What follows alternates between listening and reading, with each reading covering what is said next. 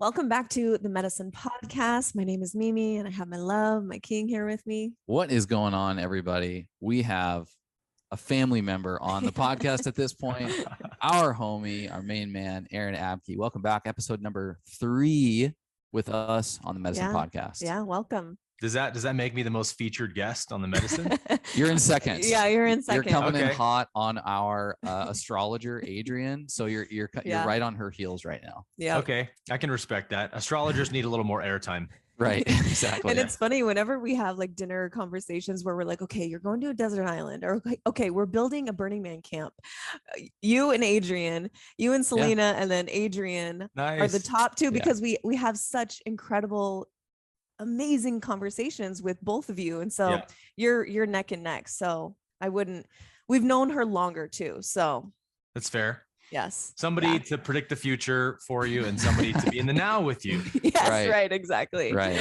Perfect. Well, we have for all of you listening, we have such an incredible episode today. This has truly been a long time coming. I would say years in the making. Even before we knew you, Aaron, we of course were diving into in our conversation and just our interest into, of course, we've been so intrigued and interested, and it's been a passion of ours, physical health and wellness.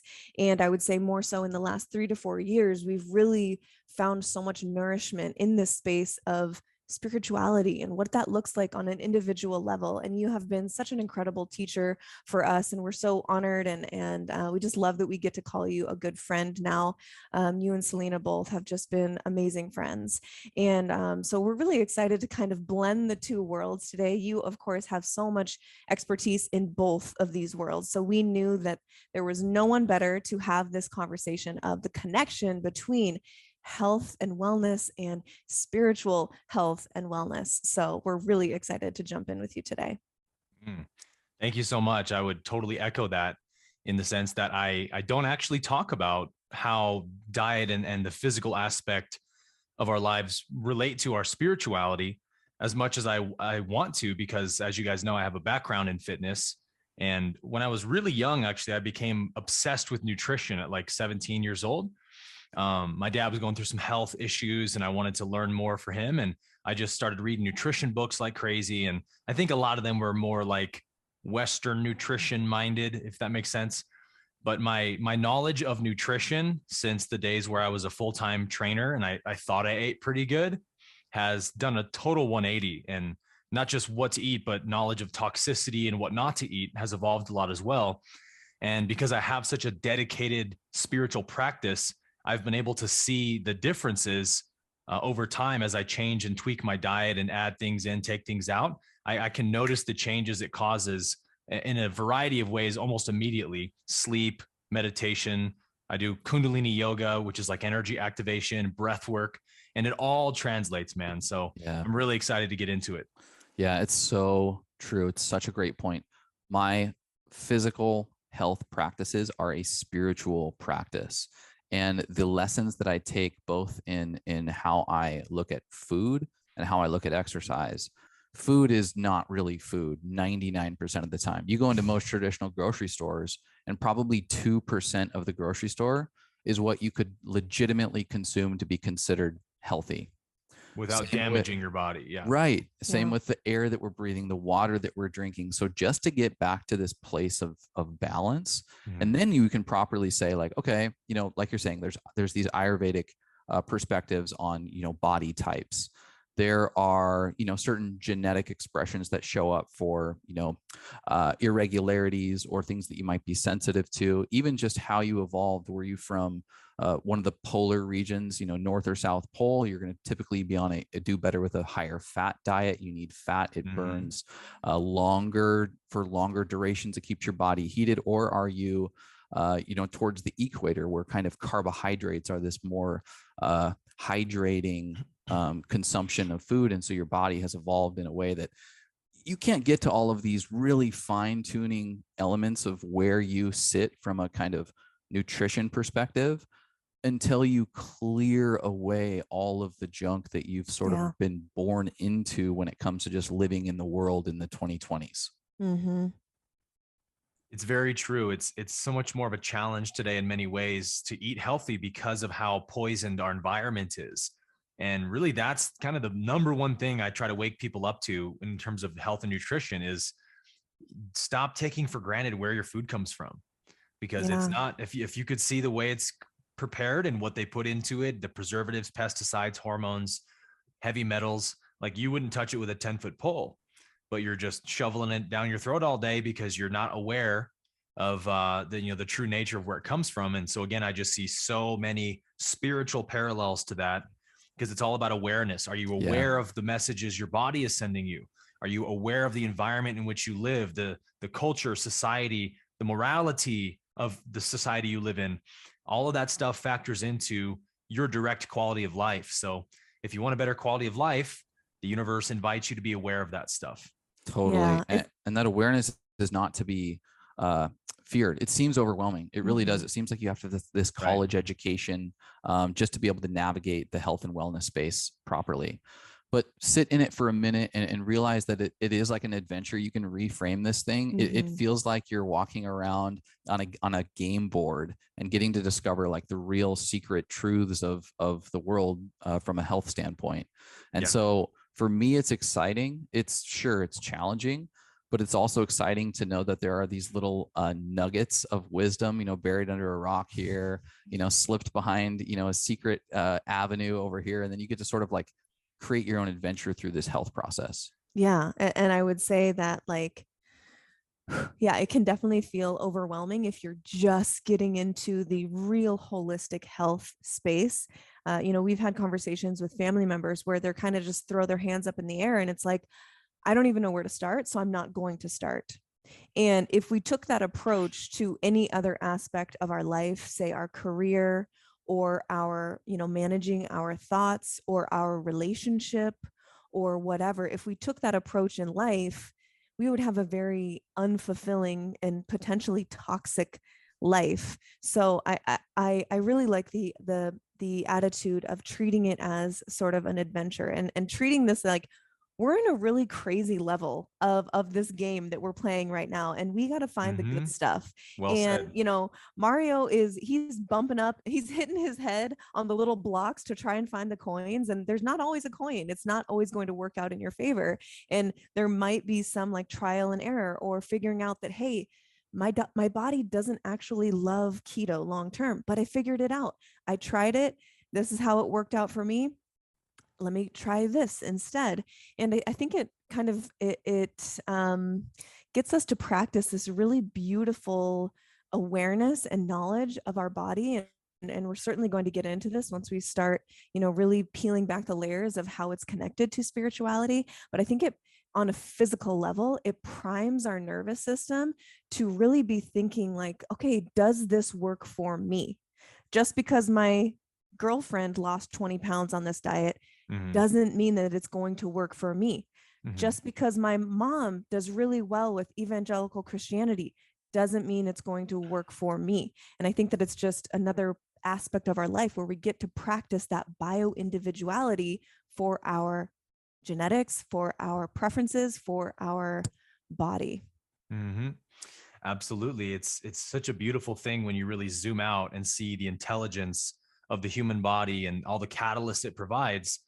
Because one of the things that's really been streaming into my awareness more and more in the last year is just the utter perfection of reality. And once you see it, you can't unsee it. And you just see more and more reasons why it's perfect. It's just beautiful. And the body was one of those aha moments I had of realizing that, what I do by day, so to speak, is I'm a spiritual teacher. I teach about mindfulness and self-awareness, how to become a master of your state of consciousness. And so I always see the mind as this feedback device to reflect consciousness, but I never saw how much the body is a feedback device. Yeah. Until I really started changing my diet and noticing how much my quality of life changed and my spiritual practices were enhanced. I went, wow, the body is exactly what the mind is. It's here to reflect me. And because the whole purpose of the universe is self-actualization, self-discovery, that's why it's perfect that we all have different body types, that we don't all just thrive on the exact same diet. Because what kind of introspection would that require of me? Right. If Chase could just say, hey, here's what the body needs, this diet at this time, this food, this place, whatever. And I go, cool, I'm just going to copy you. Awesome. I'm thriving. It would not require me to dive inwards and get really present with myself and listen to the messages my body's sending me. Yeah. And that's what your body's there for. It's an incredible feedback device. Just a little bit of gas or inflammation or constipation or mental lethargy. All of this is your body saying, hey, you're doing something out of alignment somewhere, figure out where. And then I have to back engineer the decisions I've been making. And I start to see, wow, I have actually been a little bit negligent of my dietary choices and habits and things. And when you start to just love reality, you love yourself, you love everything you see, how can you abuse this amazing instrument that you've been given? It's like your companion. It's your best friend in life. It contains your consciousness, gives you the ability to experience life. And it's always beating. It's always circulating. It's always moving and flowing for you to keep you here. So when you see that, you're like, man, what a loving entity this body is. I want to love it back. I want to give it what it needs to thrive. Yeah. God, I love that. I have 1,000 I know. comments. I saw Chase just like getting right. I'm like, and I'll move on to question number 2. That we're only 2 questions in. And I would love to hear from you as you're, maybe changing up the way that you approach fitness for someone who's maybe just dipping their toes into this world of holistic health and wellness and fitness and movement and everything. What kind of cues are you looking for? Are you listening for from your body to know that what you're doing is working? Very good question. I think one of the first biomarkers to always look at is inflammation. And inflammation can play out in the organs as well as in the skin and other areas. So, things like gas, constipation, bloating would indicate inflammation in the intestines and the gut. And then if your skin's inflamed, puffy and all that, you'll definitely notice that a lot easier. So it's all, self-awareness. It really is. How much are you paying attention to what's arising in this moment? Everything is this amazing call from divine intelligence to be more aware. Everything is like compelling us to be more aware because our happiness depends on being aware. And that's the main issue I think people have from a Western traditional diet lifestyle, is that people are just barreling through life at 100 miles an hour, just trying to get their needs met every day and not suffer as much as they usually do. So they're not paying attention to, how inflamed is my gut today? What is my body telling me? It's like, shut up, stupid body. Give me the pleasure I want. Do what I want. That's the Western thinking. Like, what the Western model of medicine is like, the body is really, really dumb and stupid. And it just keeps breaking down. It just gets cancer because it's dumb and it just attacks itself like an idiot. And we, the smart Western scientists, have to fix the stupid, dumb body with chemicals and drugs and suppress those symptoms of stupidity it's expressing. And it's so sad because the absolute opposite is the case, right? The body is the most intelligent. It's a universe of self-organizing intelligence. It's a quantum event. And we're the dummies who aren't aware of what the body really is. So we're not listening to what it's communicating to us. Like, sure, if you could put me under anesthesia and my body could sit up and take over and say, okay, so Aaron's eating this and this and that, and it's not good for him. Please tell him to eat this. I want this food. Then that also wouldn't require much self-awareness from me, right? So again, it's so perfect the way that the body is communicating to you, but it requires you to be still and present and really listen to the body and understand the language of the body. So that would be a great place to start, is just really get present, slow down, pay attention to the effects of what happens after you eat this or that. If you don't do this or that, workout or whatever, your body is giving you the feedback. I would encourage people to just journal about it. Do it in the same way that you would, traditionally in fitness or in wellness, you would, calorie track or macro track or, count your exercise. What if you just like journaled about the communication that your body was giving you? I've done a practice like that in the past in order to just get comfortable with different food types as I was trying to heal my gut. And so literally just as you experience something in your body, just journal it, note what you're feeling. If you have an idea on what it could potentially mean, note it down. And then maybe after a week, take a look at everything and do some research. Like find a trusted source. Maybe it's a naturopath or somebody who's well versed in holistic health, and run these feelings by them. And it'll be a better database than just counting calories or reps in the gym, because you're, like you're saying, this, your body is divine, intelligent communication system that you have. Yeah. Mm-hmm. Yeah. And the world we live in, you need to be aware of the nature of the world we live in, that not everybody has your best intentions in mind. That's a component of wisdom as well. Don't just be oblivious and not know the nature of the world you're living in. When it comes to that, as we all well know, Western society is built on capitalism and greed. And this isn't making anybody wrong or something, but the people that are in power are, for the vast majority of them, are only concerned about wealth and power and political gain. And so you have these industries like the food industry, the drug industry, the medical industry, that are extremely corrupted because they're profiteering machines. And so they don't care about your health. They care about you buying the food they sell, the drugs they sell. Yeah. So you can't expect to get real, truthful information from those sources because they don't want you to know what they're putting in the food. Yeah. It's a lot easier to just spray the entire crop with glyphosate so that it lasts longer and makes it to the shelves. But let's just keep that on the down low so that the entire economy doesn't know we're poisoning them. So it's not like they're trying to poison us for the sake of poisoning us. But hey, I would expect someone who's fully in their ego consciousness and hasn't awakened to spiritual reality yet to be selfish and greedy and do that stuff.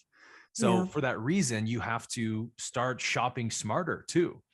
You have to start looking for conscious sources of food and nutrition who are on the same page as you, right? And that's also been a great catalyst for me of like, oh, it's so easy and convenient to just go to the closest grocery store. But, 15 minutes away is a Whole Foods or a Sprouts that has organic stuff. I'm going to make the extra 10-minute drive, once or twice a week to go do that. I mean, that's a kind of a self-responsibility.